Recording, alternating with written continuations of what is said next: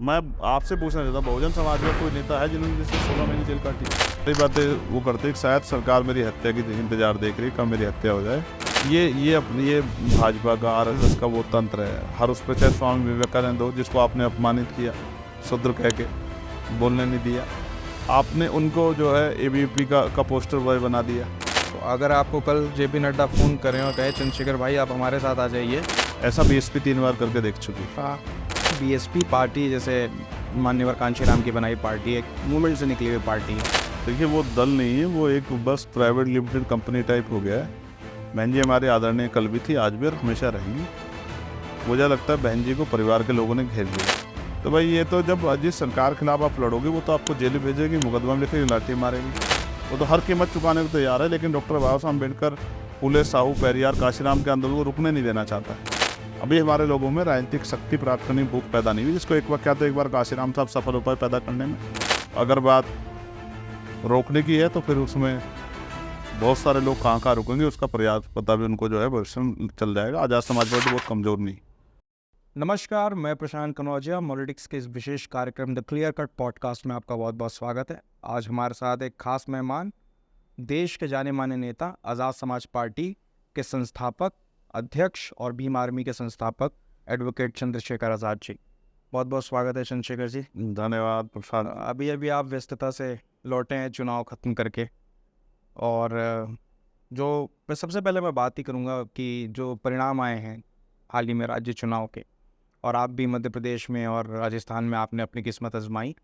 पहली बात तो मैं आपकी पार्टी की परफॉर्मेंस से पहले मैं आपको जानना चाहूँगा कि आपका क्या नज़रिया है इन परिणामों को लेकर। देखिए, पहली बात तो राजनीति में, जो भारतीय राजनीति, उसमें इतने इलेक्शन हैं कि कभी आदमी फ्री हो ही नहीं सकता है।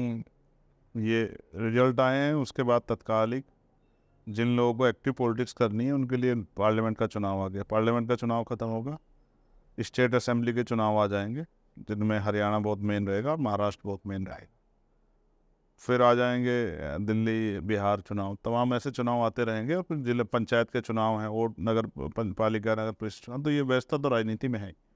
कहते हैं कि राजनीतिक व्यक्ति का कोई व्यक्तिगत जीवन नहीं होता, और ये एक सच्चाई भी है।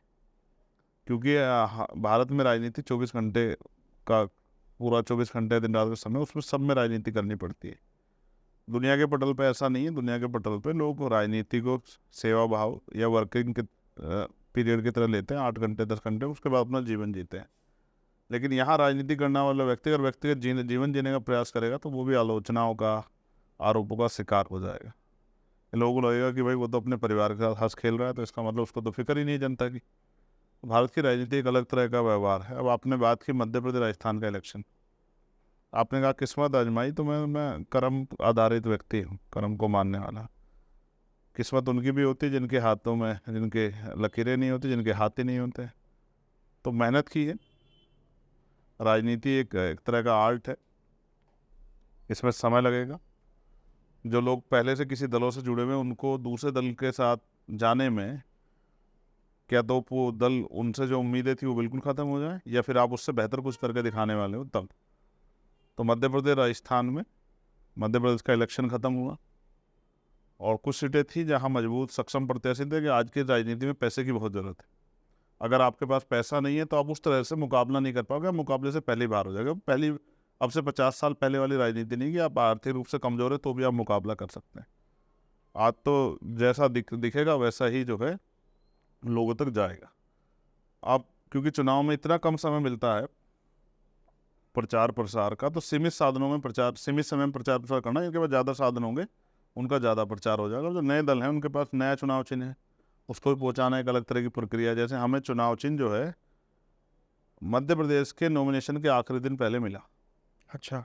हाँ, चुनाव आयोग ने, ये सब भारतीय जनता पार्टी की मेहरबानी। अगर पहले मिल जाता तो वो भी शर्त पे मिला कि अगर जहाँ हमारी सीट पे हम नहीं लड़ेंगे तो वहाँ वो सिंबल फ्रिज नहीं होगा, वो किसी को भी मिल सकता है। अच्छा। हाँ, तो ये भी एक तरह का खेल है, क्योंकि आजकल चुनाव आयोग हो या बहुत सा सरकार एजेंसी है, वो जो सेंटर में गवर्नमेंट उसके अधीन है, उसको उस तरह से यूज कर रहे हैं। तो मध्य प्रदेश का चुनाव लड़ा, और उम्मीद थी जिन सीटों पे कि भाई इन सीटों को जीत जाएंगे। वो बहुत पॉजिटिव परिणाम रहे, लेकिन रिजल्ट्स नहीं आए। और जिस तरह मैं, क्योंकि गांव से रह के आया प्रशांत भाई, तो गांव में ये कहा जाता है कि वो सिर्फ कामयाबी देखते हैं।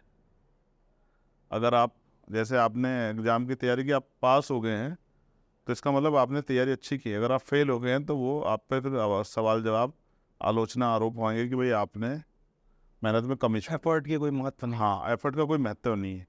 जैसे मैंने कहा, जहाँ 100 साल पुरानी पार्टियाँ हों, 50 साल, 4 पुरानी साल पार्टियाँ हों, वहाँ हमारी 3 साल की पार्टी प्रयास कर रही है। सब नौजवान लोग हैं, संघर्ष करने वाले लोग हैं, मेहनती लोग हैं, समर्पित लोग हैं। तो इसलिए मैं ये भी समझता हूँ कि धनबल की राजनीति में फिर भी आज़ाद समाज पार्टी ने काफ़ी अच्छा किया है। और जैसे ही राजस्थान के चुनाव से पहले, मध्य प्रदेश के चुनाव के बाद राजस्थान का चुनाव था, और वहाँ से बड़े बड़े मीडिया हाउसेस ने और तमाम लोगों ने जो ज़मीनी रिपोर्ट थी वो जारी करना शुरू किया, तो मध्य प्रदेश से खूब साजिशें भी हुई कि किस तरह से हमारा वोट डिस्टर्ब हो जाए। और कहीं थोड़े हद तक वो उनका असर जो है ज़मीन पर गया भी। जब झूठ फैलता है तो कुछ लोग जो बहुत नासमझ होते हैं वो उस झूठ का शिकार हो जाते हैं। अब राजस्थान में बहुत अच्छा परिणाम रहा है। 46-47 सीटें हम लोग अपने प्लेटफार्म पे लड़े और लगभग 3,60,000 करीब वोट हमें, उससे प्लस ही हमें वोट मिले। और ये लगभग 0.92% वोट है, लगभग 1% वोट के करीब आज़ाद समाज पार्टी पहली बार मिला है। और फिर अलायंस के जो हमारे साथी थे, 9.5 लाख के करीब उनको वोट मिला है। यानी कि टोटल 13 लाख के करीब वोट हमें जो है इस बार दोनों हमारे अलायंस के साथ होंगे। सीटें कम हो गई हैं, सीटें नहीं मिली है उतनी जितनी उम्मीद थी। सीटें थी, उम्मीद थी कि भाई 10 सीटों के लगभग हम पहुँचेंगे, तो उसमें आज़ाद समाज पार्टी 2 सीटों पे दूसरे नंबर पे है और 10 सीटों के लगभग तीसरे नंबर पे है। ऐसे ही राष्ट्रीय लोकदल लोकतांत्रिक पार्टी 1 सीट जीती है, 2 सीटों पे वो दूसरे नंबर पे है और कई सीटों पे वो तीसरे नंबर पे है। 1 सीट तो हम, जो बायतू की सीट थी, वो हम बैलेट पेपर से हारे। ईवीएम में हम लोग उसको जीते, लेकिन बैलेट पेपर में जो कांग्रेस के प्रत्याशी जिनसे चुनावी फाइट थी वहाँ, तो वो उनको बैलेट पेपर में ज़्यादा वोट मिले, 1600 के लगभग। तो वहाँ 910 वोट से हम लोग मतलब करीबी मुकाबले से हार गए। तो जो कमी रहेगी उसको, और जो कहीं कहीं जो उम्मीद है कि जो गलतियाँ थी उनसे सीख लेके उसको आगे बढ़ाएंगे। ये नहीं कहेंगे कि भाई ये हो गया वो हो गया, ये इससे ऐसा कुछ नहीं कहेंगे। जिसने जितनी मेहनत की है उसको उतना ही मिला है। हाँ, हमें उम्मीदें ज़्यादा थी, उस तरह की वो उम्मीदें पे हम रिजल्ट खरा नहीं उतरा, इसलिए कमियाँ ढूंढ के समीक्षा करके दोबारा तैयारी करेंगे। और अगली बार जो परिणाम, 0 से शुरू हुई जो पार्टी जिसका पहले से कोई विधायक नहीं था, आज वो दूसरे नंबर पर पहुंची है, 2 बड़ी बड़ी पार्टियों को पछाड़ते हुए। 74,000 वोट लेके आना कोई छोटी बात नहीं है। 53-54,000 वोट लेके आना, 46,000 वोट लेके आना कोई छोटी बात नहीं पार्टियों के लिए। 28,000, 15,000, 17,000, तो एक अच्छा प्रयास किया है। उम्मीद है आने वाले कल में और मेहनत करेंगे, कमियां ढूंढ के उनको दूर करके रिजल्ट देने का प्रयास करें। आप राजस्थान में आरएलपी के साथ गए, हनुमान बेनीवाल जिनके ऑलरेडी 3 विधायक थे, वो खुद सांसद थे। यस। लोगों का तो एक सवाल है कि आपने आरएलपी को क्यों चुना, पहली बात तो। यस। क्या आपको कांग्रेस से कोई बातचीत नहीं हुई थी कि आप कांग्रेस के साथ चले जाते या कुछ ऐसा कुछ अरेंजमेंट हो जाता? मतलब मैं नहीं जानता सच्चाई क्या है, पर एक सवाल सोशल मीडिया पर लोग पूछते रहते हैं कि ये क्यों आरएलपी के साथ गए या क्यों कांग्रेस के साथ नहीं गए, इसके पीछे का क्या कारण? देखिए प्रशांत भाई, सच ये है कि मध्य प्रदेश, मैंने इस पे किसी से कहा नहीं, क्योंकि क्या मुझे लगता है कि कुछ कह के फायदा नहीं है। जो एमपी बात के लिए भी यही सवाल। इंटरनल पॉलिटिक्स रहती है, उसको वो एक पार्ट है, उसको रहना चाहिए। मेरी राजस्थान मध्य प्रदेश दोनों में कांग्रेस को की लीडरशिप से बात हुई, और जिस हिस्सेदारी के साथ हम लोग वहाँ काम करना चाहते हैं, कांग्रेस की सरकार राजस्थान में थी, हम बीजेपी को चाहते थे बीजेपी रुक जाए। कांग्रेस के बहुत सीनियर लीडर से मेरी बात हुई। अब लोग क्या कहते हैं मुझे फ़र्क नहीं पड़ता, लेकिन सच है, किसी की हैसियत नहीं कि इस बात को वो निगलेक्ट कर देगी, इसमें झूठ है। मैंने उनको बताया कि हम इस तरह से आपके साथ मिलकर चुनाव लड़ सकते हैं। तो हिस्सेदारी के मामले में हमेशा से उन्होंने संकोच बरता। एक मध्य प्रदेश में समाजवादी के साथ क्या हुआ आपने देखा, मैं नहीं बोला, क्योंकि समाजवादी वाले के जो लीडर्स हैं उन्होंने खूब बोला, तो मैं तो नहीं बोला। मुझे अपना काम करना था। मुझे पता था कि बड़े दल धोखा देते हैं, थोड़ा सा बड़े दल बेवकूफ़ बनाने का प्रयास करते हैं, और वो पावर में शेयरिंग ना देके वो पैसे का ऑफर, तमाम तरह चीज़ें इस तरह के देते हैं। मैं उनसे दूर हूँ। तो जब बातचीत हुई और बहुत ठोस बातचीत हुई, अंत वो उसमें को निर्णय निकला, तो हमने फिर चुनाव लड़ने के लिए आरएलपी जैसे एक साथी को, जो हमारी तरह लड़ाके हैं, लंबे समय से सेवा कर रहे हैं, एक उनके ऊपर झूठा आरोप विरोधियों ने लगाया उसमें कि आरक्षण विरोधी है। मैंने सारी बातें जान के, कि मुझे जब, क्योंकि बहुत आरोप तो रोज लगते हैं राजनीति में। भाई काशीराम साहब कहते थे अगर मैं आरोपी की आलोचना की परवाह करूंगा तो मेरा काम कौन करेगा। तो ये लगाया गया कि वो आरक्षण विरोधी हैं। तो मैंने उनसे पूछा कि इस तरह के लेटर जा रहे हैं। उन्होंने कहा कि एक लेटर जो है वसुंधरा राजे सरकार में स्वतः इन्होंने जारी कर दिया, उसके बाद हमने वो पार्टी छोड़ दी थी तभी। ठीक है, और कहना कि मैं तो बिल्कुल पिछड़े वर्ग से आता हूँ, मैं आरक्षण विरोधी कैसे हो सकता हूँ, मैं तो हमेशा आरक्षण के लिए लड़ता रहा, तो मैं तो आरक्षण की वैल्यू समझता हूँ। तो इसलिए ये सब आरोपों के बावजूद मैंने महसूस किया कि उस आदमी के दिल में दर्द है। वहाँ के जो वंचित तबके हैं उनके भाषण काट काट के अधूरे अधूरे से जारी किए गए। एक तरह से मतलब एक भय पैदा हुआ इस अलायंस से, और एक डर जो है पैदा हुआ। ये एक अलग बात है कि साधन सीमित थे, उन सीमित साधनों पे जितना और कम समय में जो प्रयास हम कर सकते थे हमने किया।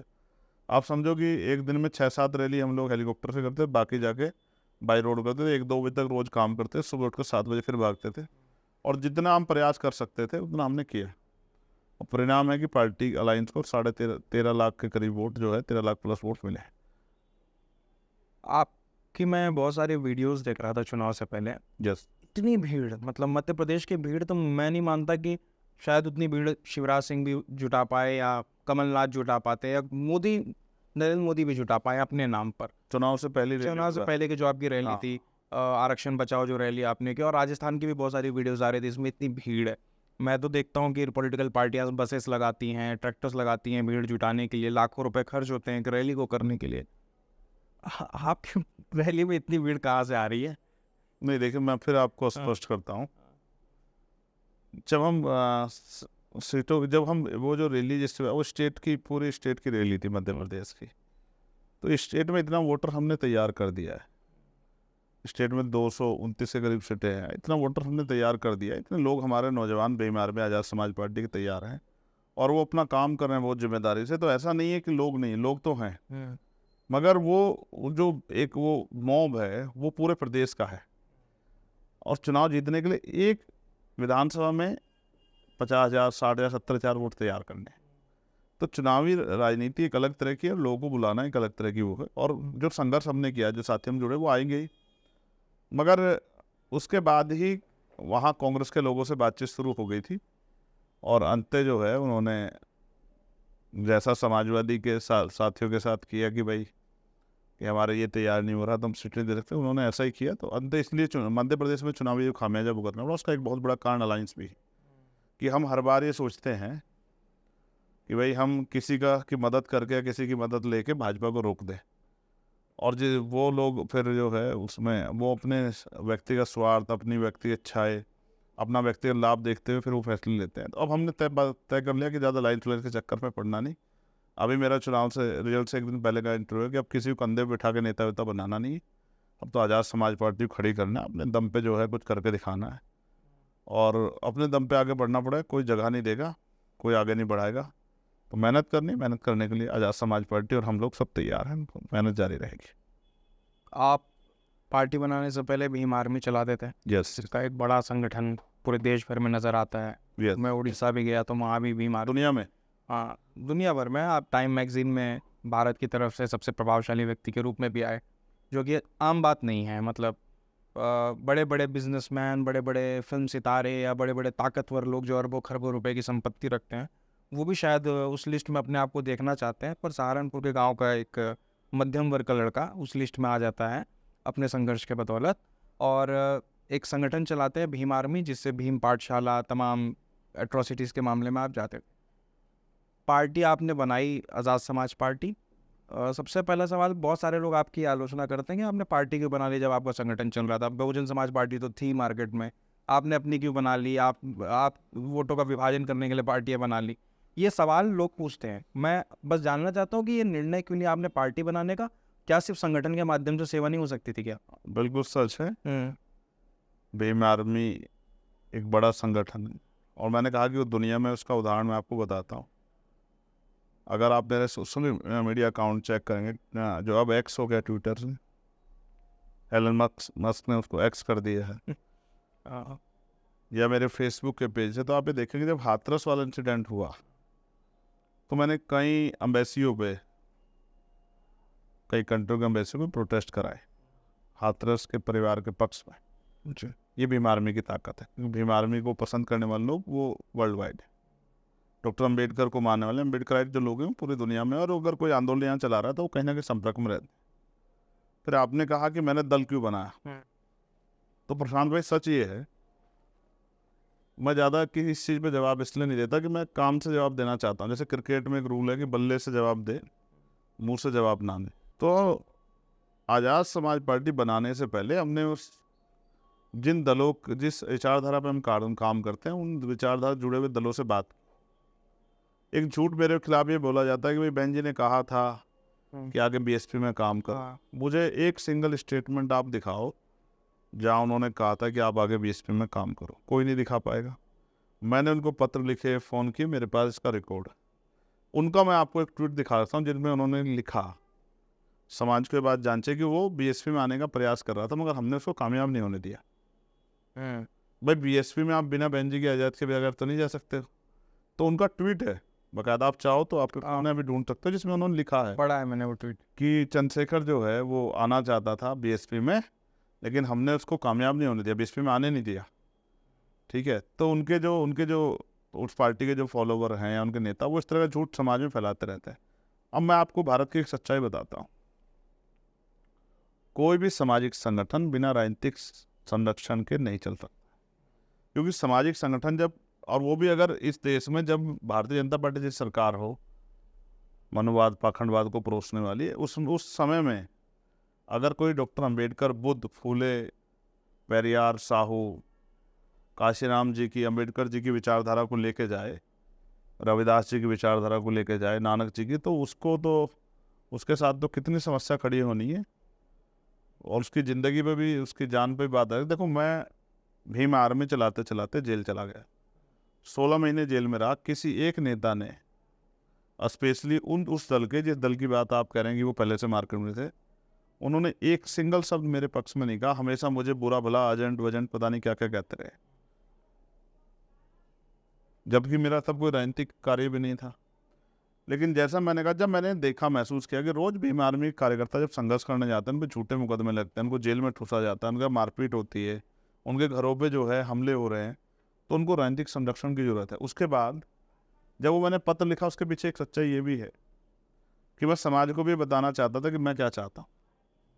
भाई आप मैंने आपको पर्सनल फ़ोन किया तो आप इसको इग्नोर कर सकते हो, आप ये किसी को पता नहीं लगा। मैंने पत्र लिखा कि भाई लोगों को पता लगे कि चंद्रशेखर क्या सोचता है, चंद्रशेखर क्या चाहता है। मैंने उनको हालात बताए और कहा कि मैं चाहता हूँ आपके साथ मिलकर काम करना। बड़ी जब मेरी और हमारे साथियों के, सीनियर साथियों को बेल कैंसिल कराने के लिए यूपी गवर्नमेंट हाईकोर्ट चली जाती है, हमारा एडमिनिस्ट्रेशन और पुलिस जो है हाईकोर्ट चली जाती है कि भाई इनके बाहर रहने से खतरा हो सकता है तो इनको जेल भेजो।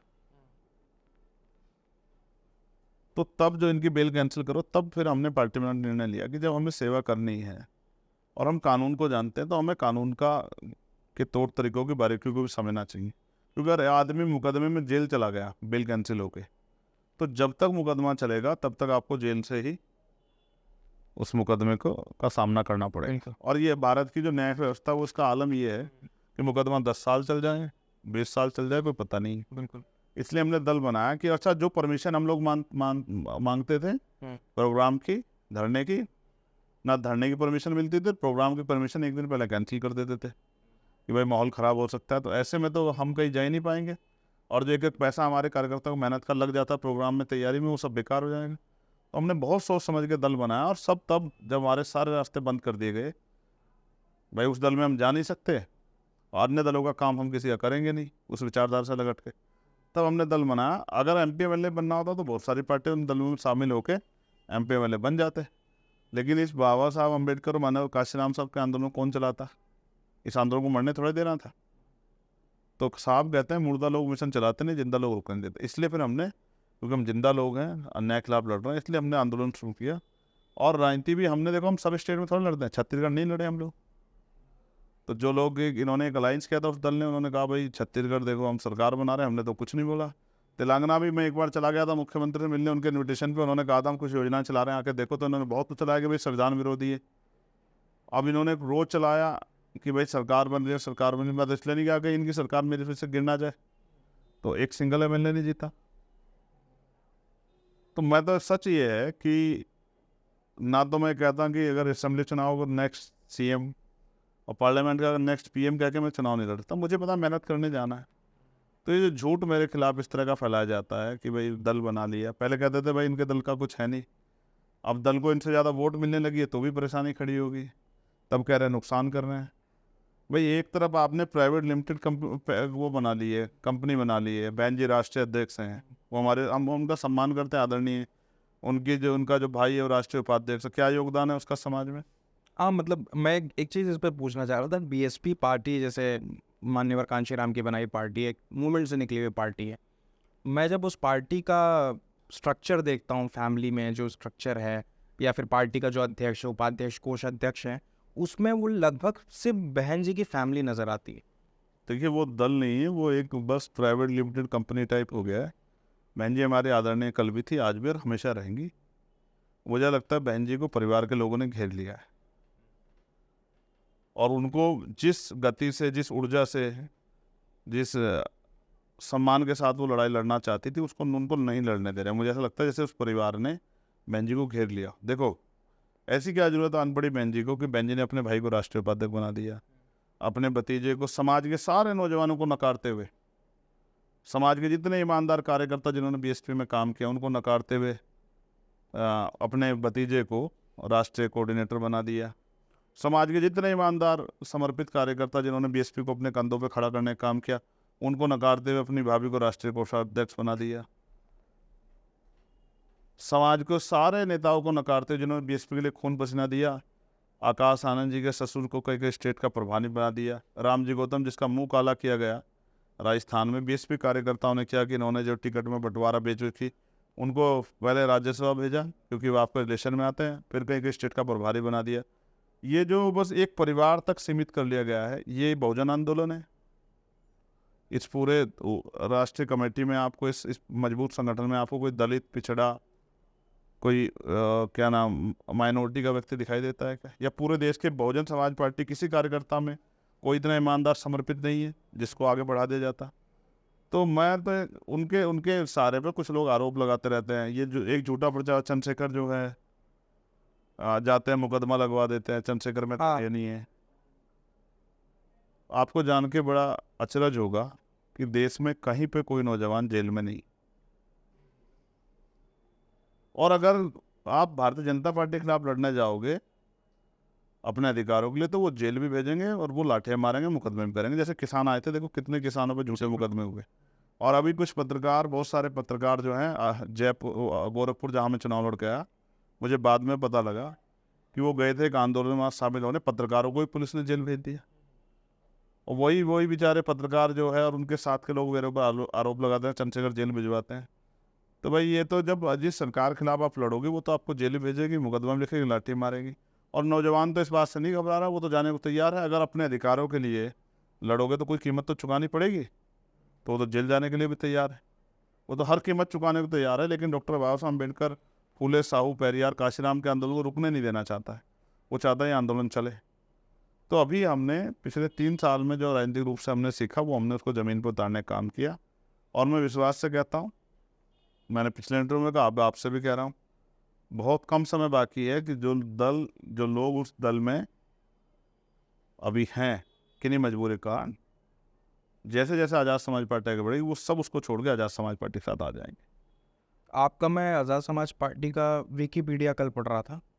विकिपीडिया में सारी पार्टियों की जानकारियाँ लिखी होती हैं, चेयरपर्सन कौन है, सिंबल क्या है, आपकी विचारधारा भी लिखी हुई थी, आइडियोलॉजी, जिसके आगे लिखा था लेफ्ट लीनिंग और split from Bahujan Samaj party. इस विकिपीडिया पे ये जो बात लिखी है इसको आप कितना सच मानते हैं?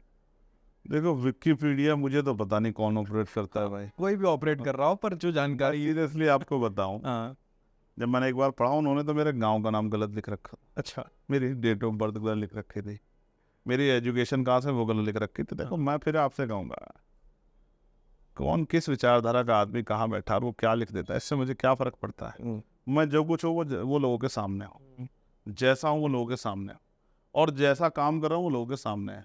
और इतने आरोप, कोई एक महापुरुष हमारा, मतलब वर्कर हूँ बहुजन मिशन का, लेकिन कोई एक महापुरुष इस पर आरोप ना लगे हो। बाबा साहब अम्बेडकर पे आरोप लगे, मान्यवर काशीराम साहब पे आरोप लगे, और तमाम जो हमारे महापुरुष, उनको अपमान सहना पड़ा। ज्योतिबा फुले को तो उनके परिवार के लोगों से अपमान सहना पड़ा। साहू जी महाराज को कितने अपमान सहने पड़े अन्य लोगों से। मान्यवर काशीराम साहब कई बार जो है एजेंट वजेंट कह के उनको आरोपित किया गया, लेकिन रुके नहीं ना। तो मैं तो उनको मानने वाला व्यक्ति, मैं काहे की परवाह करूँ। कोई मुझे कुछ लिख दे, मेरी एक ही आइडियोलॉजी है, वो है डॉक्टर बाबा साहब अम्बेडकर, मान्यवर काशीराम, साहू फुले की जो आइडियोलॉजी है, पेरियार की जो आइडियोलॉजी, उसको मजबूत करके राजनीतिक शक्ति प्राप्त करनी है। जैसे भूख है ना, भूख अभी हमारे लोगों में जो भूख पैदा नहीं, जैसे मैं महसूस करता हूँ, दो चीज़ें बहुत इंपॉर्टेंट। पहली ये कि अगर हमारे व्यक्ति के सामने चॉइस के तौर पे पैसा और पावर रखी जाए, पावर का उसको आइडिया नहीं, तो वो पैसा चयन करेगा, ये मेरा मानना है। वो समाज में दिखाई देता है। दूसरा जो साइकोलॉजिकल मैं समझता हूँ, अगर आप ये लिख दोगे कि आज के बाद सरकारी नौकरी नहीं मिलेगी, तो हमारे लोग अपने बच्चों को पढ़ाना बंद कर देंगे। एक उम्मीद विश्वास के साथ लोग अपने बच्चों को पढ़ा रहे हैं कि भाई सरकारी नौकरी मिलेगी। मैं सच कह रहा हूँ, अगर लोगों को ये हो जाए कि उम्मीद चली जाए, तो मैं सच कह के बता रहा हूँ तुमसे कि लोग अपने बच्चों को पढ़ाएंगे नहीं, कहीं ना कहीं किसी के यहाँ मजदूरी पर लगा देंगे कि भाई तू बचपन से मजदूरी कर। स्किल्ड लेबर बनाने की कोशिश। यस। तो हम तो सिर्फ और सिर्फ कामयाबी को ही पैमाना मानते हैं, एफर्ट को, संघर्ष को। देखो भाई, डॉक्टर बाबा साहब अम्बेडकर के विचार जिंदा है ना। डॉक्टर बाबा साहब अम्बेडकर ने खुद कहा कि व्यक्ति पैदा होता है, मर जाता है। महापुरुष ये कोट्स जो लिखा हुआ था उनके यहाँ पे कि व्यक्ति पैदा होता है, मर जाता है, उन्होंने इसको सही माना। एक लाइन और लिखी थी, महापुरुष पैदा होता है लेकिन महापुरुष कभी नहीं मरते। उन्होंने इसको काट दिया, ये लाइन गलत है। पहली बात, महापुरुष पैदा नहीं होते, पैदा एक बच्चा होता है। पूरे जीवन संघर्ष उसके जीवन समाप्त होने के बाद लोग तय करते हैं महापुरुष था या नहीं था। जीते जी व्यक्ति को महापुरुष नहीं माना जा सकता है। उसके जीवन के अंत के बाद लोग उसके कार्य से निर्णय लेते हैं कि महापुरुष था नहीं था। और बुद्ध ने भी कहा कि जीवित व्यक्ति कभी भी परिवर्तित हो सकता है। ये बुद्ध की वो है, विचार है, मेरे नहीं है। तो डॉक्टर बाबा साहब अम्बेडकर, व्यक्ति महापुरुष भी मर जाता है, उसकी विचारधारा प्रचार प्रसार। हम इस आंदोलन के जरिए बाबा साहब अम्बेडकर की विचारधारा को, काशीराम साहब के संघर्ष को जिंदा रखना चाहते हैं। जैसे बाबा साहब को तो लोग भूल गए थे, अगर मान्यवर काशीराम साहब ना आते और घर घर जाके उनका प्रचार नहीं करते, लोग बाबा साहब को भूल जाते। एक गैप था 30 यस 15-20 साल का एक ऐसा गैप था जिसके बाद लोगों को ये भी नहीं पता बाबा साहब कौन थे। लेकिन काशीराम साहब ने घर घर जाकर लोगों को बताया कि बाबा साहब कौन थे। यही काम छत्रपति शिवाजी महाराज के साथ हुआ। आप इतिहास में अगर जाके देखेंगे, छत्रपति शिवाजी महाराज अपने मृत्यु के 200 साल तक इतिहास से गायब थे। यस। और फिर ज्योतिबा फुले जी ने उनकी समाधि को खोजा और उनके इतिहास को लोगों को बताया कि वो स्वराज, आज सब पूजने वाले हैं उनको, आज सब पूजा। और वो जो सामाजिक न्याय के एक आइकन हुआ करते थे, उनको एक हिंदुत्व के आइकन में बदला गया। ये भाजपा का, आरएसएस का वो तंत्र है। हर उस पर, चाहे स्वामी विवेकानंद हो जिसको आपने अपमानित किया, शूद्र कह के बोलने नहीं दिया, आपने उनको जो है एबीवीपी का पोस्टर बॉय बना दिया। आपने हर उस चीज़ पे कब, सरदार वल्लभ भाई पटेल जिन्होंने आरएसएस पे 2 बार बैन लगाया, उनको आपने जो है यूनिटी ऑफ स्टैचू बना दिया और कहा कि भाई ये बहुत बड़े जो है नेता थे। तो आपने जो भी था उसको सामाजिक रूप से उसकी अच्छाइयों को अपने साथ जोड़ लिया कि भारतीय जनता पार्टी इसका सम्मान कर, जबकि उनकी विचारधारा पे चलती नहीं है। तो इसलिए मैंने आपको 2 थ्योरी बताई, एक डॉक्टर अम्बेडकर की जो, और दूसरी जो है साइकोलॉजिकल, जो एजुकेशन को लेके हमारी है कि भाई अगर नौकरी नहीं मिलेगी तो लोग पढ़ाएंगे नहीं अपने बच्चे को। लोग चाहते हैं कि चीज़ें जो है उनके तरह से आगे बढ़े। तो मैं बेसिकली व्यक्तिगत ये कह रहा हूँ कि मैं अपनी ड्यूटी कर रहा हूँ। अब मेरा जो स्पष्ट टारगेट है वो नगीना लोकसभा है।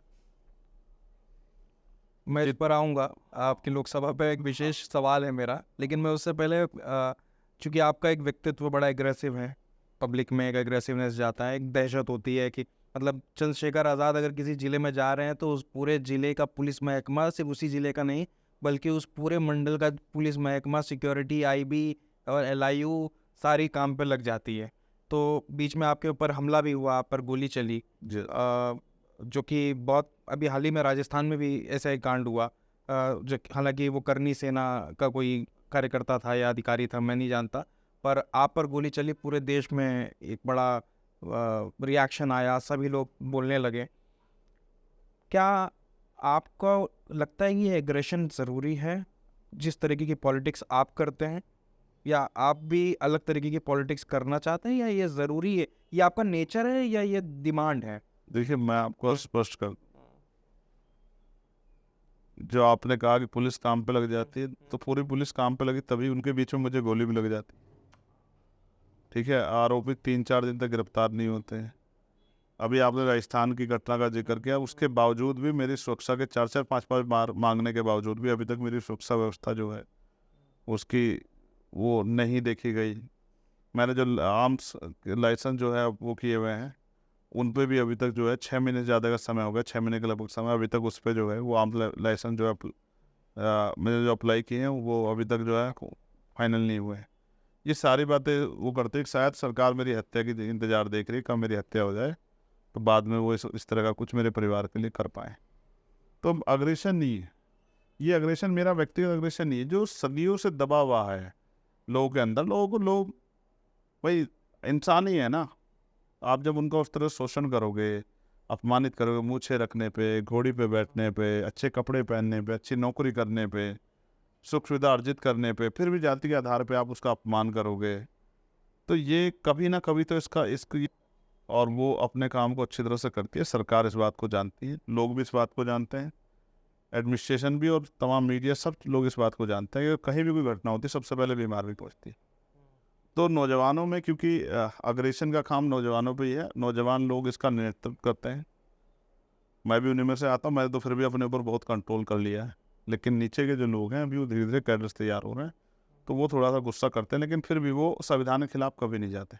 हमारा अग्रेशन जो रहता है वो भी संविधान के दायरे में रहता है। हमारा अग्रेशन कभी, चाहे 2 अप्रैल का आंदोलन हुआ हो, चाहे दिल्ली का आंदोलन, कोई भी आंदोलन कुछ भी हुआ हो, सारा अग्रेशन वो संवैधानिक दायरे में रहता है। उससे नहीं हमारे ऊपर उंगली उठाना आसान है, लेकिन हमारी तरह मेहनत करना आसान नहीं है। गोली लगने के 3 दिन बाद कोई आदमी गोली लगा हुआ, खून बहता हुआ, 7 घंटे एम्बुलेंस से वो अपनी बात का कमिटमेंट पूरा करने के लिए वो भरतपुर जाए, तो भरतपुर के लोग उसको क्यों नहीं वोट करेंगे भाई? जब वो हर लड़ाई में राजस्थान के नेताओं से पहले आके खड़ा हो जाएगा, अपमानित होगा, जेल जाएगा, लाठियाँ खाएगा, क्यों नहीं लोग उसको वोट करेंगे भाई? जब वो आपको रोज़ जगाने के लिए घूमेगा गली गली, तो क्यों नहीं वो आपका साथ देंगे भाई? जो फिर वापस 7 घंटे बहते खून में जाएगा, जिसका जख्म भी जो है उसमें पस पड़ जाएगी, जो अपने जीवन की परवाह नहीं करेगा, अगर आदमी के खिलाफ कोई धमकी दे तब घर से नहीं निकलता है कोई आदमी। यहाँ तो इतनी थ्रेट्स के बाद भी फिर भी जो है संघर्ष जारी है। मैं तो पब्लिक डोमेन में रहता हूँ, अब प्रिपरेशन में जाऊँगा फिर पब्लिक डोमेन में रहूँगा। मेरे पास कौन सी वो है भाई ऐसी इस तरह की सुरक्षा जो मुझे नुकसान नहीं हो सकता है। लेकिन मैंने तो अपना जीवन भी अपने महापुरुषों के आशीर्वाद से दांव पर लगा दिया, क्योंकि मुझे लगता है चंद्रशेखर जैसे व्यक्ति को डरना नहीं चाहिए और उसको अपने काम को करना चाहिए, बाकी चीज़ें कुदरत के ऊपर छोड़ देनी चाहिए। अगला सवाल मैं, चूँकि आप एक पार्टी चला रहे हैं और जिस कलर का आपने गमछा पहना हुआ है वो बहुत आइडेंटिफाई करता है कि आप किस विचारधारा के हैं। आपका झंडा भी इसी कलर का है और बहुजन समाज पार्टी का भी झंडा इसी कलर का है। यस। मैं बहुजन समाज पार्टी पर इसलिए सवाल पूछ रहा हूँ क्योंकि सोशल मीडिया पे लगातार ये डिबेट होती रहती है और मैं चाहता हूँ इसका जवाब मिले। मैं ये नहीं चाहता कि ये सोशल मीडिया पर गाली गलौज तक ही सीमित रहे, बल्कि इसका एक इंटेलेक्चुअल या फिर इसका एक सधा हुआ जवाब आपकी तरफ से आ जाना चाहिए, ताकि मैं चाहूँगा कि अगली बार जब इस तरह की कोई डिबेट हो तो ये आपका बयान वहाँ काट कर लगा दिया जाए, ताकि वो बहस फिर उससे आगे बढ़ सके। बहन जी ने अपनी पार्टी बनाई, मान्यवर कांशीराम जी ने बनाई और बहन जी को अपना विरासत दिया, और फिर पार्टी में एक नारा लगा, हाथी नहीं गणेश है, ब्रह्मा विष्णु महेश है। तो आज़ाद समाज पार्टी भी कुछ ऐसा करने का सोचती है कि कुछ ऐसा महेश गणेश आ जाए तो जिससे पार्टी ऐसा है, विचारधारा से समझौता नहीं हो सकता। जब अलायंस हम राजनीतिक अलायंस करते हैं वो कुछ समय के लिए होता है।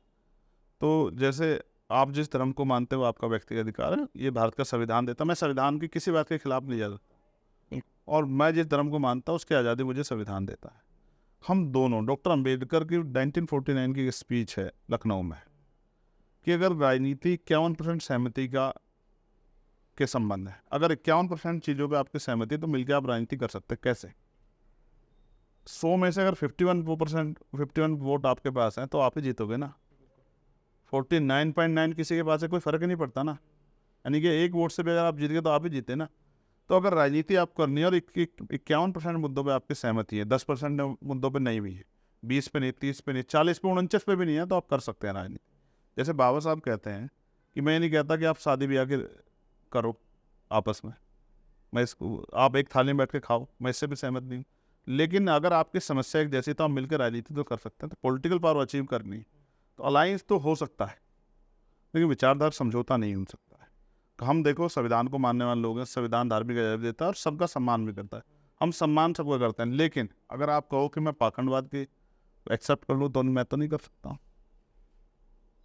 मैं किसी को बुरा नहीं कहता हूँ, किसी के धर्म को बुरा नहीं कहता हूँ, किसी के धर्म के जो इष्ट है उनका अपमान नहीं करता हूँ। बस मेरा सीधा फंडा ये है कि भाई मेरी आस्था जिसमें नहीं है और जिसमें है उसमें है। और मैं ये भी नहीं कहता कि यार आपकी आस्था किसी में तो मैं उससे गलत कहूँ, मैं तो नहीं कहता हूँ, मैं औरों की तरह तो नहीं हूँ। लेकिन आज नहीं तो कल हमारे लोगों को तय करना है कि उनके मुक्ति का रास्ता स्कूल कॉलेज से खुलेगा, बिजनेस से खुलेगा, या पॉलिटिकल पावर अचीव करने से खुलेगा, या तार्किक बहस करने से होगा। मैं इस संबंध में भी बहुत क्लियर हूँ। मैं मानता हूँ जिनका राज होता है उन्हीं का धर्म होता है, जिनका राज नहीं होता उनका धर्म भी नहीं होता है। तो धर्म और राजनीति एक दूसरे के पूरक हैं एक तरीके से। अब आप फिर समझो मेरी बात को, पहले आपको राजनीति पे पावर कैप्चर करनी पड़ेगी, तब आपका धर्म का ध्वज आगे बढ़ सकता है।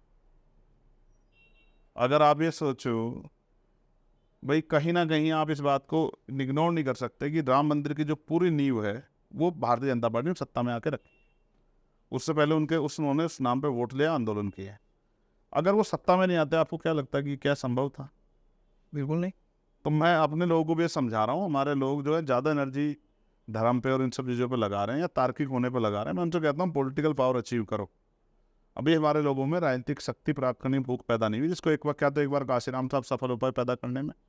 तो रिक्शा चलाने वाला आदमी, दूसरे खेत में मजदूरी करने वाले, भट्टा पे ईंट बनाने वाला व्यक्ति, कुम्हार का काम करने वाला व्यक्ति हमारा बहुजन समाज का, वो भी चाहता था वो पॉलिटिकल पावर मिले।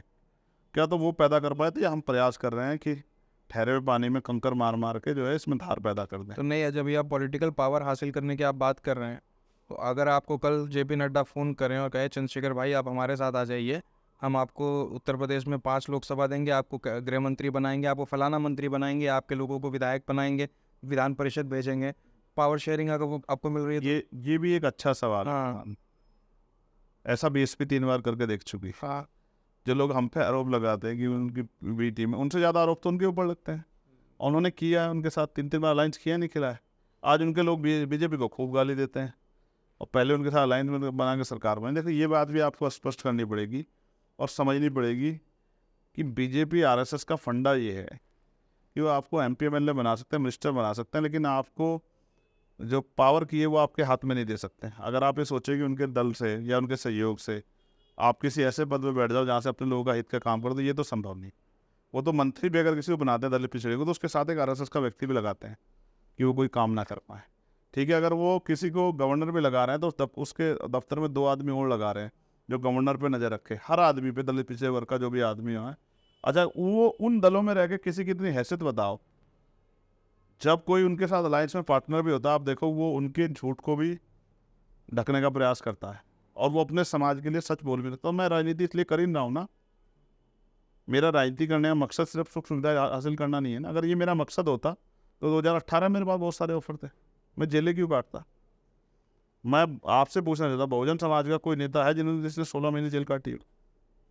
अगर कोई हो तो सामने आए, आके बताए किसने काटी हो। गया इसने 2 बार तिहाड़ काटी, जिसके पैरों के नखून खींच ले गए पिलास से, जिसको लटका के 250 लाठी मारी गई हो और फिर भी वो जिंदा हो गया, जिसके ऊपर गोली चली हो। आप मुझे एक का नाम बता दो जो फिर भी लड़ रहा हो मैदान में आके। चंद्रशेखर पे आरोप लगाना, उसकी आलोचना करना बहुत आसान है। तो मतलब अगर ऑफर दिया बीजेपी ने तो जाओगे आप? मैंने फिर कहा ना, हाँ। उनसे जिनसे संघर्ष, उनसे समझौता नहीं हो सकता ना किसी भी कीमत पर। ऐसा होता तो 2022 में भी हम इसको कर सकते थे। लेकिन जिस राह नहीं चलना उसके कोस क्या गिनने। हमारे कहावत है यूपी में कि आपको जिस राह नहीं चलना उसके कोस नहीं गिनने। जिस विचारधारा के खिलाफ लड़ाई है, ठीक है भाई, बाबा साहब अम्बेडकर की आरएसएस के लोगों ने सब यात्रा जिंदा रहते उनके निकाली, और वही आज बाबा साहब पूजने में लगे। इसका मतलब थोड़ा बाबा साहब के विचारधारा के समर्थक हो गए। वो अपने राजनीतिक एजेंडे से उनको पूज रहे हैं, राजनीतिक मकसद से उनको पूज रहे हैं, अपने राजनीतिक फायदे के लिए उनको पूज रहे हैं, उनकी बात कर रहे हैं, लेकिन वो उनकी विचारधारा को पूरा नहीं कर सकते। हम अपने महापुरुषों की विचारधारा का देश बनाना चाहते हैं, समता, समानता, बंधुत्व, भाईचारे पर आधारित देश, समतामूलक समाज की स्थापना करना चाहते हैं। हम नहीं कहते किसी को बाहर भेजो, किसी को अंदर रखता हूँ, चाहे सब लोग ही रहें, लेकिन सब इंसानों की हैसियत और उनका सम्मान बराबर, धर्म के आधार पर, जाति के आधार पर किसका उत्पीड़न ना हो, किसी के साथ भेदभाव ना हो। इसलिए बिल्कुल अपना स्पष्ट एजेंडा है। नहीं जा अब हम किसी के पीछे नहीं खड़े होंगे, हम आगे बढ़ने का प्रयास करेंगे और हम लक्ष्य बना बना के काम करेंगे। छोटे छोटे लक्ष्य बनाएंगे, उनको पूरा करेंगे, फिर दूसरा लक्ष्य बनाएंगे, उसको पूरा करेंगे। तो धीरे धीरे गोल रिजल्ट ओरिएंटेड प्रोग्राम अब हम बना रहे हैं, उस पर हम काम करने वाले हैं। चुनाव परिणाम जब 5 राज्यों के आ रहे थे तो सोशल मीडिया पर बहुत सारे कांग्रेस के लोग लिख रहे थे कि चंद्रशेखर आज़ाद की वजह से कांग्रेस बहुत सारी सीटें हार गई। बधाई हो उनको। इस पर आपका मैं जवाब चाहूँगा, क्या आप क्या सोचते हैं? अब उनके नेता इस बात को बोले तो मैं उनको जवाब दूँ? आम लोग जिनको कुछ पता नहीं बोल रहे तो उनको मैं क्या कह सकता हूँ? अगर वो बोलें, उनके नेता अगर बोलें तो मैं उनको जवाब दूँ कि भाई मैंने तो आपसे कहा था कि भाई मिलके लड़ लेते हैं भाजपा को हराने के लिए, आप और हम मिलके मैदान में आ जाते, तब तो आपको हमने मना कर दिया कि हम तो अकेले अपने दम पे जीत जाएंगे, तो अब काहे को रो रहे हो? इसका मतलब दूसरे पार्टी अब दल अपना काम करना बंद कर दें। भाई आपकी तो राजस्थान सरकार तब दलितों को खाल खींची, मैं आपसे रोज रोज कहता था, तब तो आपने एक बार नहीं बोले, अब काहे को रो रहे हो? जब आपके यहाँ मूछे रखने पर जितेंद्र मेघवाल की, कार्तिक भील की, ओम प्रकाश रैगर की मटकी, उसकी इंद्र मेघवाल की मटकी छूने पे ओम प्रकाश रैगर जो सुसाइड कर लेता है, तोला गुजर के साथ रेप होकर हत्या होती है, पूरन रैगर को मार दिया जाता है, कोजाराम मेघवाल को मार, तब तो कुछ नहीं होता है, तब तो आपके मुंह से एक आवाज़ नहीं निकलती है, तब तो आप मुझे जेल में बंद कर देते हो। जब मैं CHO के भाइयों की लड़ाई लड़ने जाता तब तो मुझे आप उठा के 4 दिन के लिए जेल में बंद कर देते हो, तब तो कुछ होता नहीं। जब मैं तृतीय श्रेणी के टीचर्स की इंसाफ की बात करता हूँ, पेपर लीक पर सवाल खड़ा करता हूँ, तब तो आप मुझे पुलिस से पकड़वा के दिल्ली में भिजवा देते हो। अब काहे को रो रहे हो? मैंने तो आपसे कहा था भाजपा को रोकना तो अलायंस करके, हमें हमारे रिश्तेदार तो मिलकर लड़ते हैं, तो उन्होंने कहा भाई नहीं हम तो अपने दम पे जीत जाओ, फिर क्या हो गया, अब काहे को कर रहे हो, परेशान हो गए? तो उनका कोई बड़ा नेता बोलता तो शायद मैं जवाब देता। अब वो बच्चे जिनको पता ही नहीं, उन पर क्या जवाब देना, ये सब होता रहेगा। सही बात। चलिए, अब 2024 नज़दीक आ रहा है, ये सारे चुनाव तो हो गए। अब पॉलिटिकल कमेंट्री में बहुत सारे लोग सेमीफाइनल कहते हैं, पर मैं तो इस टर्म को इस्तेमाल नहीं करता कि कोई क्रिकेट का मैच नहीं है कि इसमें कोई सेमीफाइनल है, कोई फाइनल मैच है। इंडिया अलायंस बना, मुंबई में, बेंगलोर में बहुत सारी मीटिंग हुई, बहुत तमाम पार्टियों के लोग गए, बातचीत हुई। इंडिया अलायंस में अभी तक आपका, बहन जी का, TRS का और कुछ ऐसे दल हैं जो जब बीजेपी के साथ भी नहीं है और जो भी इंडिया अलायंस में भी आधिकारिक रूप से नहीं। क्या इंडिया अलायंस से आपको शामिल करने के लिए कोई बातचीत या कोई इनविटेशन आया?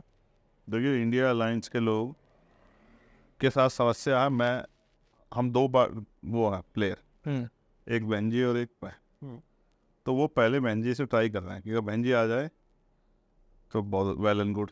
अच्छा अगर जिस दिन बहन जी मना कर देंगे भाई मैं नहीं आ रही हूँ, तो कहेंगे भाई आप चंद्रशेखर जी आप आ जाओ। अच्छा। सवाल ये है, इंडिया अलायंस के जो मेंबर्स हैं वो किसी को देना भी चाहते नहीं देना चाहते। इंडिया अलायंस के ये जो लोग हैं उनको अपने एजेंडे, अपने इश्यूज और हमारी जो लड़ाई है शुरू से लेकर अब तक का, हमारी जो पॉलिटिक्स है वो है हमारे मुद्दों पे आधारित पॉलिटिक्स। क्या हमारे मुद्दों पे वो सहमत है नहीं सहमत, इस पर उनसे बात होगी, और जब कभी कोई बात होगी तब ये देखेंगे। अब तो हमने रियल ओरिएंटेड प्रोग्राम 2024 जिन सीटों पर हमें लड़ना है उस पर एनर्जी लगाएंगे। उत्तर प्रदेश में 3 से 4 सीटें जिनको हम तैयारी कर रहे हैं उन पर हम लड़ेंगे, मजबूती से लड़ेंगे, अलायंस हो या ना हो कोई फ़र्क नहीं पड़ता है। उसके अलावा झारखंड में, बिहार में, राजस्थान में, क्योंकि जहाँ जहाँ रिजल्ट्स आए हैं राजस्थान में, वहाँ मेहनत उन लोगों ने जहाँ विश्वास दिया उनके विश्वास को और मजबूत करना है। मध्य प्रदेश में, महाराष्ट्र में, उन सीटों में, उन स्टेटों में हम अपना लोकसभा का चुनाव जहाँ जहाँ हम तैयारी कर रहे हैं लड़ेंगे, जहाँ पे मजबूत प्रत्याशी वो लड़ेंगे। हमें कोई फ़र्क नहीं पड़ता कि कौन हार रहा है कौन जीत रहा है। हमें पता है कि बीजेपी ने जो संविधान के साथ खिलवाड़ किया ये कांग्रेस और तमाम जो विपक्ष के दल है सबके रहते किया है। यहाँ सारी पार्टियां उनके सबके रहते, इंडिया अलायंस के रहते ये सारा खेल हो रहा है। तो हमें किससे ज़्यादा उम्मीद नहीं, हमें अब खुद से उम्मीद है। हमें ये पता है कि संविधान के इस रक्षा कवच अगर सबसे ज़्यादा कोई है तो वो कोई दल नहीं, वो आज़ाद समाज पार्टी भी। हमें अपने ऊपर भरोसा, अपनी संगत पर भरोसा, और हम लोग मेहनत करेंगे, अपने दम पर चुनाव लड़ेंगे। हम लोग पूरा प्रयास हमारा रहेगा, नगीना जहाँ मैं पार्टी ने आदेश किया खुद मुझे लड़ने का, नगीना को हम लोग मेहनत करेंगे जाके। तो नगीना लोकसभा मतलब आपका बड़ी चर्चा है, मैं लगभग उत्तर प्रदेश के विधानसभा चुनाव के बाद से ही उत्तर प्रदेश में ये बात है कि चंद्रशेखर आज़ाद अब नगीना लोकसभा में चुनाव लड़ने जा रहे हैं। यस। तो आप ये, चूंकि आप इससे पहले कुछ बाई पोल्स में आरएलडी और समाजवादी पार्टी का समर्थन कर चुके हो और ऐसा लगा, और फिर आप मऊ भी गए अखिलेश यादव और जयंत चौधरी जी के साथ, Yes. तो ये लग रहा था कि ये तीनों पार्टी साथ में मिलके चुनाव लड़ेगी। तो क्या आप नगीना जब लड़ने की बात करते हैं तो आपके दिमाग में ये अलायंस है जो आज़ाद समाजवादी और आरोल का गठबंधन है, या फिर आप अकेले ही प्लान कर रहे हैं? देखिए, हम अपने तैयारी कर रहे हैं। अगर हमारे साथी हमारी मदद करेंगे तो वेल एंड गुड, बहुत अच्छा, और अगर नहीं करेंगे तो उनकी इच्छा की बात है। हमें अपनी तैयारी करनी है, हमें अपनी पार्टी का रिजल्ट देना है, हमें अपनी पार्टी के सांसद जिताने हैं। और ये भी सत्य है कि हमने जैसे टारगेटेड किया नगीना, तो हम ये भी मैं आज स्पष्ट कर रहा हूँ कि जो हमें हराने के लिए वहाँ वोट काटने का प्रयास करेगा, उससे भी हम ये लड़ाई लंबी लड़ेंगे, उससे भी कोई जो है कोई दोस्ती निभाई जाएगी। जो हमारी मदद करेगा उसकी मदद को भी ध्यान में रखेंगे, और जो हमसे हमें रोकने के लिए, हमारी वोट काटने के लिए वहाँ कोई प्रत्याशी उतारने का काम करेगा, उससे भी हम उस लड़ाई को फिर लंबे समय तक निभाने का काम करेंगे। अगर कोई भी इस गलतफहमी में हो कि भाई हम उनको नुकसान पहुँचा के वहाँ और उत्तर प्रदेश में बहुत आगे बढ़ेंगे, तो वो भी हम जो है मेरी इस बात को वो याद रखे बहुत अच्छी तरह से कि अगर बात रोकने की है तो फिर उसमें बहुत सारे लोग कहाँ कहाँ रुकेंगे, उसका प्रयास पता भी उनको जो है भविष्य में चल जाएगा। आज़ाद समाज पार्टी बहुत कमज़ोर नहीं। अभी हम जब मध्य प्रदेश, राजस्थान, जैसे आप अभी कह रहे हैं कि भाई वो कह रहे हैं कि इतने पर रोक दिया, इतने रोक दिया, अभी तो 3 साल बचे हैं उत्तर प्रदेश में भी। फिर तो जब रोकने की बात आएगी तो बहुत लोग कहाँ कहाँ रुकेंगे, हम फिर वो देखने का विषय होगा। हमारी सीट फाइनल है। अगर आपको गठबंधन में ही इंडिया अलायंस में आप शामिल हो जाएं, या फिर इंडिया अलायंस ना बने, यूपी में सिर्फ ये 2-3 पार्टी मिलकर लड़े, और आपको कहे कोई और सीट लड़ लो, या आगरा लड़ लो, या अभी हाथरस लड़ तक लो? तो देखिए, मैंने उनकी हमेशा मदद की। मैंने खतौली पे जैन जी की मदद की। जब हम लोग इसका चुनाव लड़े नगर पालिका नगर परिषद का मिलके, मैंने उनके कई प्रत्याशियों की, समाजवादी और जो हमारे अलायंस के साथी, उनकी कई सीटों पर मदद की। हमेशा उन्होंने भाईचारा निभाया, उनकी तरफ से कभी मुझे वो नहीं रही। मैंने समाजवादी वालों की बहुत मदद की, चाहे वो इनका उपचुनाव हो पार्लियामेंट वाला या असेंबली का चुनाव हो। मैंने अपने प्रत्याशी नहीं उतारे, ये भी एक तरह की मदद है। अगर घोसी पे हम अपना प्रत्याशी उतारते तो शायद परिणाम कुछ और होते। हमने नहीं उतारा, ये भी एक तरह की मदद। हमने रामपुर पे मदद की, रामपुर के बाद जो सवार विधानसभा थी हमने उस पर मदद की। अगर फिर भी कोई हमसे लड़ना चाहता है तो उसका स्वागत है। हम अपनी सीट पर लड़ेंगे जहाँ हमने तैयारी की, जहाँ पिछले 1.5 साल से हम लोग मेहनत कर रहे हैं। अगर हमारे अलायंस के साथी सहयोग करेंगे, उनका धन्यवाद। हम बाकी सीटों पे जहाँ जहाँ हम नहीं लड़ेंगे उनकी मदद करेंगे। हम पे संगठन है जिले में, हम पे विधानसभा संगठन है, हमारा बूथ का संगठन बन रहा है। जहाँ हमारी तैयारी नहीं है वहाँ किसी और के भरोसे लड़ने जाएँ और हार जाएँ, उससे कोई कलबंदी नहीं है। हम पे इतने साधन नहीं कि हम 10-20 जगह लगाएं। हम पे जो साधन है हम उनका प्रयोग अपनी उस सीट पे करेंगे जहाँ हम जीतना चाहते हैं। और अगर इस बीच इसमें कोई हमारी मदद नहीं करना चाहता, उनका स्वागत है। लेकिन अगर कोई स्पेशली ये सोच बना के कि हमें चंद्रशेखर को रोकना है, इस सोच के साथ अगर कोई वहाँ काम करेगा तो उनका भी बहुत बहुत स्वागत है। जनता भी इस बात को देखेगी और आने वाले निकट के जो चुनाव हैं उनमें मैं भी उनका जो है दोनों हाथों से स्वागत करने के लिए तैयार हूँ। मैं बड़ा भावुक आदमी हूँ, आपको शायद पता नहीं। मैं आपको एक बात बताता हूँ, 2023 के असेंबली चुनाव में मध्य प्रदेश राजस्थान वाले, मध्य प्रदेश के चुनाव के बाद जो नेता जिनको मुझे बताना ना, वो इस बात को सुनेंगे। जब मध्य प्रदेश का चुनाव निपट गया, राजस्थान का चुनाव है, तो मध्य प्रदेश में हमारी पार्टी के खिलाफ एक साजिश की गई और कांग्रेस के एक बड़े नेता ने उसमें हस्तक्षेप किया।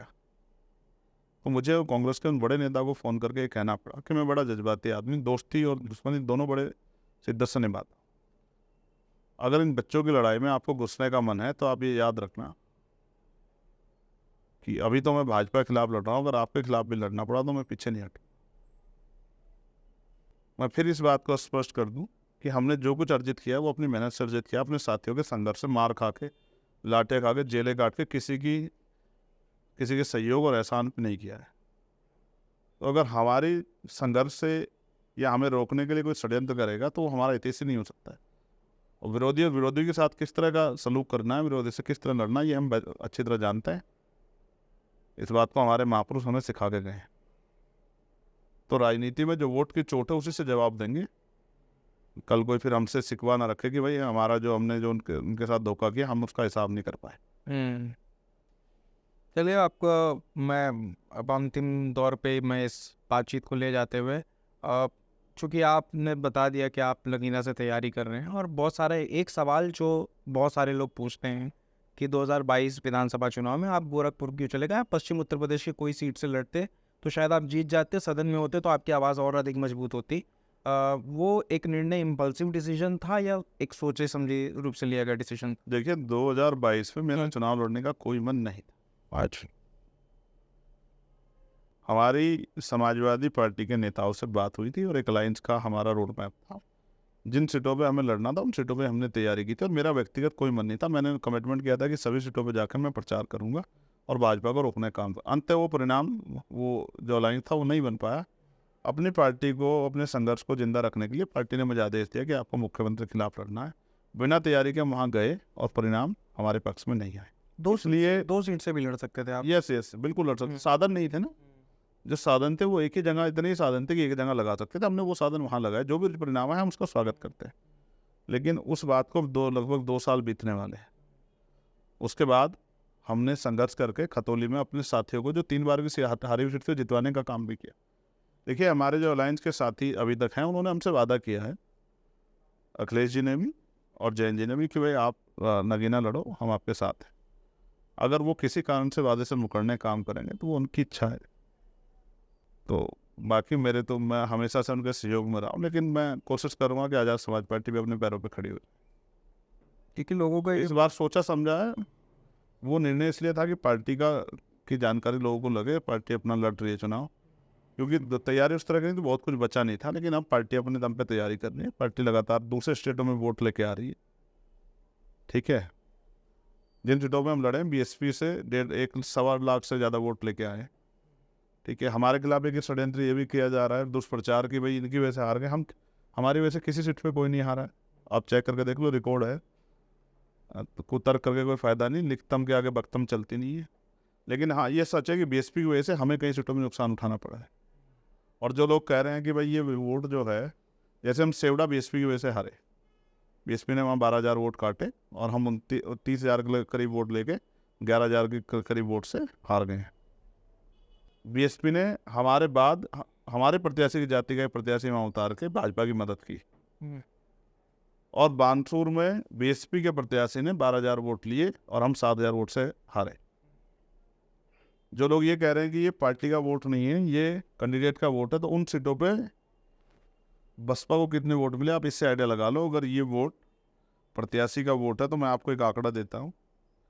एक सीट है रामगढ़, जिस पे आज़ाद समाज पार्टी 74,000 वोट मिले, वहाँ बसपा को 1,219 वोट मिले। अगर ये प्रत्याशी का वोट है तो बसपा का वोट कहाँ गया? तो पिछली बार कितना था बसपा? ये तो बसपा वाले ही बता सकते। एक सीट है बानसूर, जिसपे आज़ाद समाज पार्टी को 54,000 वोट मिले, वहाँ बसपा को 12,580 वोट मिले। तो क्या वहाँ बसपा का 12,580 वोट ही है?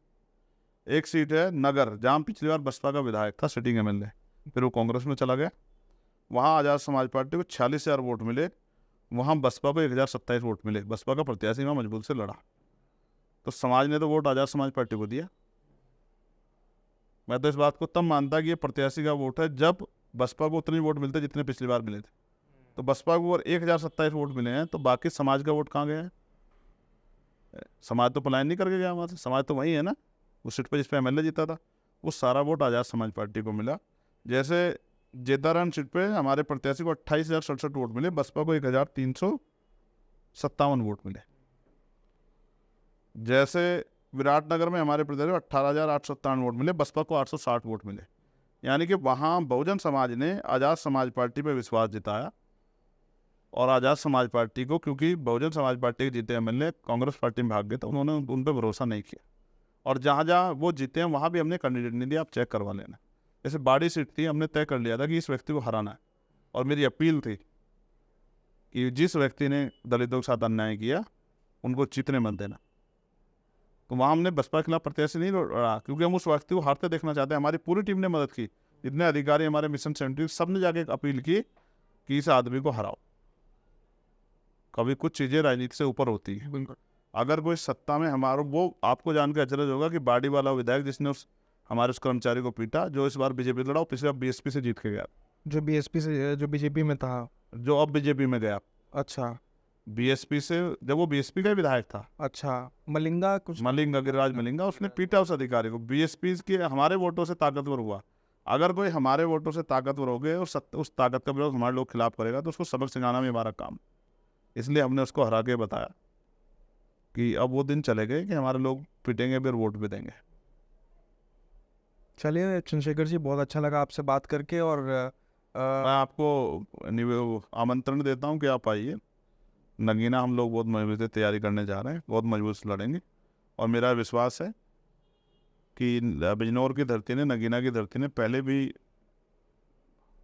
ऐतिहासिक फैसले लिए, इस बार भी नगीना की धरती, स्पेशली वो समाज जिस समाज के लिए मैंने अपने तन मन धन जीवन को समर्पित किया, जिनके लिए मैंने CN पर NRC की लड़ाई लड़ी, 250 लाठियाँ खाई, न खून तक खिंचवा लिए, 1-1 महीना जेल काटी, जिनके लिए मैंने तिहाड़ में 66 दिन जेल काटी, 16-16 महीने जिनके लिए मैंने अपमान, आरोप, अन्याय और जेल की काल कोठरी से, वो मुझे इस बार जो है, वो मेरे किसान भाई जिनके लिए मैंने हर किसान आंदोलन में वो किया, गुर्जर समाज के मेरे भाई जिनके स्वाभिमान सम्मान की लड़ाई मैंने लड़ी, हर एक लड़ाई जो मैंने लड़ी है, उन सब लोगों का सहयोग। और दलित पिछड़े वर्ग के लोग जो चाहते हैं सामाजिक न्याय समिति की रिपोर्ट लागू हो, और जिसकी इतनी आबादी, उसको उतनी, जिसकी इतनी संख्या, उसकी इतनी हिस्सेदारी मिले, उनको आज नहीं तो कल अपने बीच के व्यक्ति को ताकत देकर आगे बढ़ाना पड़ेगा, क्योंकि सड़कों से बहुत कुछ परिवर्तन नहीं होंगे। मुझे आशा उम्मीद है कि नगीना से आज़ाद समाज पार्टी जीतेगी। चलिए, हमारी शुभकामनाएं हैं। और हम उम्मीद करते हैं कि आप डिप्रेस कम्युनिटी की, ऑप्रेस कम्युनिटी की जो लड़ाई लड़ रहे हैं, उस पर और मुखरता से लड़ते रहें।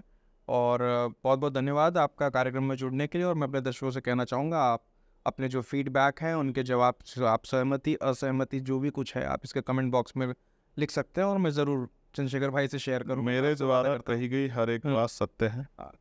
मैं ना ऑन कैमरा झूठ बोलता हूँ, ना कैमरे के पीछे कुछ झूठ बोलता हूँ। मैंने अपने महापुरुषों झूठ बोलना सीखा नहीं। आपके इंटरव्यू में मेरे द्वारा कही गई, चाहे वो किसी भी नेता को लेकर कही गई बात हो, सब एकदम सत्य है। और व्यक्तिगत जो मैंने बातें की, वो भी एकदम सत्य है। मैंने कभी झूठ का सहारा नहीं लिया, और ना मैं कभी झूठ का सहारा लूँगा।